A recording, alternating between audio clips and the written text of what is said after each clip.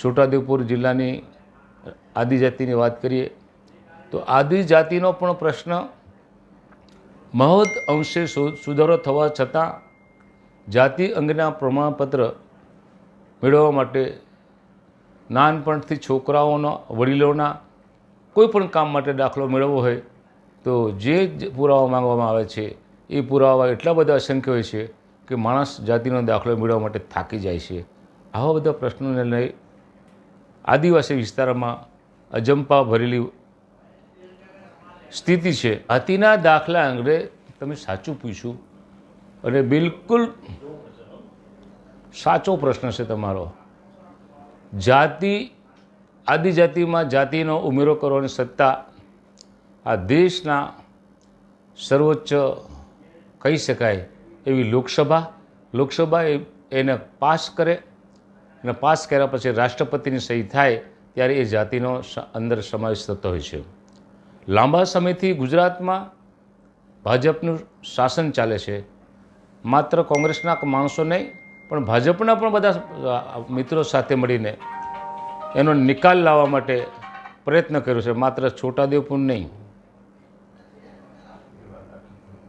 સાબરકાંઠા, પંચમહાલ, આ બાજુ તાપી, વ્યારા, ઓલપાડ, વલસાડ તરફ પણ આ જાતિ અંગેની વિસંગતતા છે અને એની તપાસ રજૂઆત વખતો વખત થઈ છે. તેમ છતાં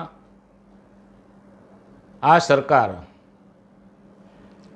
કોઈ સંશોધન કરીને અથવા તો ગુજરાત આદિવાસી વિદ્યાપીઠમાં આદિજાતિ સંશોધન કેન્દ્ર છે એના થકી પણ સર્વે કરાવીને અથવા તો આઈએએસ અધિકારી રિટાયર હોય એમના મારફતે તપાસ કરીને આ વખતો વખતની રજૂઆત છે તો એના માટે શું કરવું જોઈએ એ તૈયારી કરી લાગતી નથી. વધારાનું આદિવાસીઓના જાતિના દાખલા આપનાર બાબતમાં મહારાષ્ટ્ર સરકારની જે ગાઈડલાઇન છે એ ગાઈડલાઇનને પકડીને પહેલે સરળતાથી દાખલા મળતા હતા, તેને બદલે આ ભાજપના શાસનમાં આ દાખલા મેળવવા માટે તકલીફ થઈ રહી છે.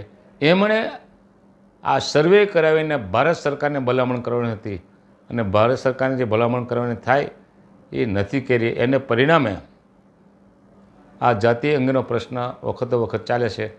તેને બદલે આ ભાજપના શાસનમાં આ દાખલા મેળવવા માટે તકલીફ થઈ રહી છે.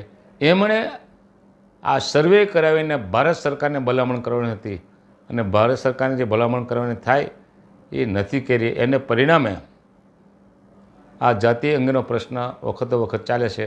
તમે એવું કહેશો કે આ ચૂંટણી આવી છે એટલે જાતિની વાત નીકળી છે. હું જાતનો આદિવાસી છું. તમને બરો ખ્યાલ હોય તો હું વિરોધ પક્ષના નેતા પણ રહ્યો છું અને વિરોધ પક્ષના નેતા હોવાને નાતે પણ મેં આ બાબતની રજૂઆત કરી. તે રજૂઆત કર્યા પછી સરકારે અમને આંશિક મદદ કરી છે, પૂરી મદદ કરી નથી.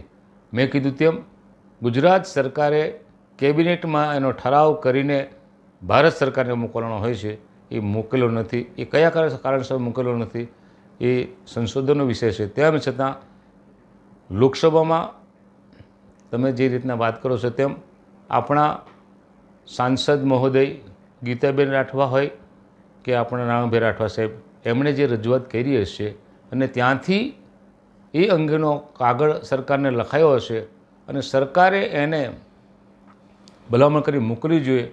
એ કયા કારણસર મોકલી નથી એનો હું જાણતો નથી. પણ સરકાર એ બાબતમાં આ ભાજપની સરકાર અહીંથી ઠરાવ કરીને મોકલવામાં ઊણી ઉતરી છે અથવા તો ઈરાદાપૂર્વક નથી મોકલતી એવું કહી શકાય. સાચી વાત છે, એમાં કોઈ સવાલ નહીં. અન્યાય જ કરે છે ને.